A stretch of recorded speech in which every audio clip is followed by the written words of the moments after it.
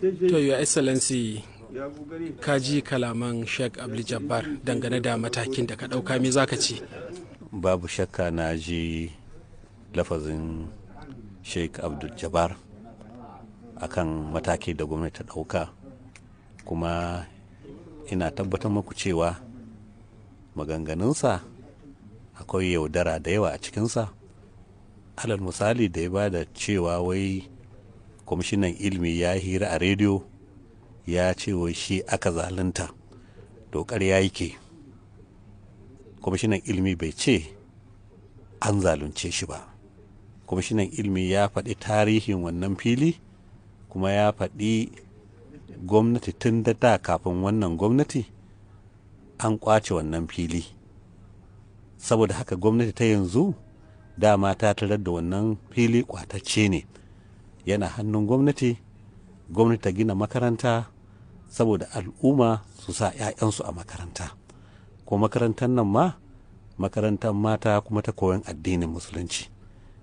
To kaji wadda wannan magana take, amma ya je yana cewa wai kwamishinan ilimi ya ce wai an zalunce shi. Muna so ya sawo mana wannan lafazi da kwamishina yake cewa an zalunce shi, in ba ƙarya yake yi ba.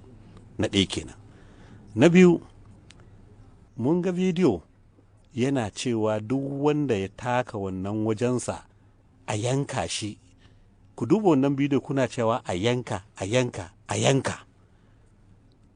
To wannan hanya ce ta tarzoma, hanya ce za ta kawo tashin hankali. A lokaci a idanmu mun ga lokacin mai tatsi ne, mun ga irin abubuwan da suka faru a idanmu. A yanzu haka muna ganin abubuwan da suke faru a kan Boko Haram. Saboda haka mun san abubuwan da suke faruwa a Kaduna da Zaria. Gwamnatin jihar Kano ba za ta yarda da irin wannan tsari ba. Saboda haka mun yi ne a kan kare al'ummar musulmi na jihar Kano da ma Najeriya ga baki ɗaya.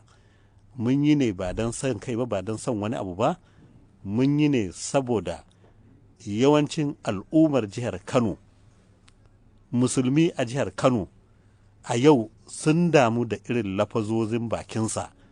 Gwamnati kuma ba za ta yi shiru ta ga cewa ya kawo rashin zaman lafiya a wannan jiha tamu ba. Gwamnati na matuƙar ƙoƙari ta tabbata cewa ana zaman lafiya a wannan jiha tamu. Saboda haka ba za a bar mutum ɗaya da waɗansu 'yan tsirari da yake cewa su je su yi rijista, su je su yi rijista. Ai wannan fagen siyasa ne, mu zo mu buga mu gani. Yana ganin dan yana tara waɗannan mutane ana musu tafi, yana zato shi wannan mutane gare shi. Ya je su yi mu ma yanzu haka ba muna rijista a yanzu haka. Ya je ya rijista, a zo kuma mu buga mu gani. Ai Allah yana bayan mai gaskiya. Saboda haka wannan mataki yanzu muka fara. In dai zai kawo rashin zaman lafiya a jihar Kano, to muna tabbatar masa cewa yanzu muka fara.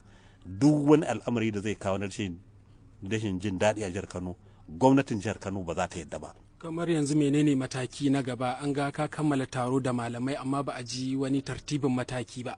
Kamar yadda kwamishinan yaɗa labarai ya faɗa, ai wato hukumar jami'an tsaro ai suna bincike akan lafazozinsa da kuma sauransu.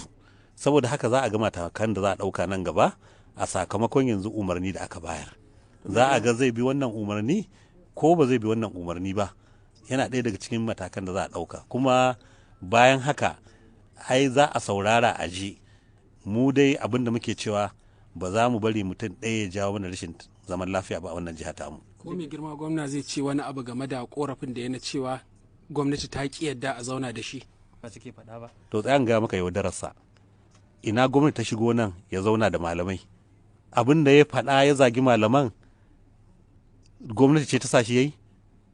Mu abin da ya sa muka shigo ya ce duk wanda ya je ma nan a yanka shi, a yanka shi, a yanka shi. Sheikh Abduljabbar, ai wannan babban magana matakin da ka dauka, me zaka ce? Babu shakka na ji akwai 'yan siyasar da su ba sa bangaren sa, suna bangaren cikin malamai. Isan ya akan mataki da gwamnati. Ƙarya yake, wannan ba harka ce ta siyasa ba.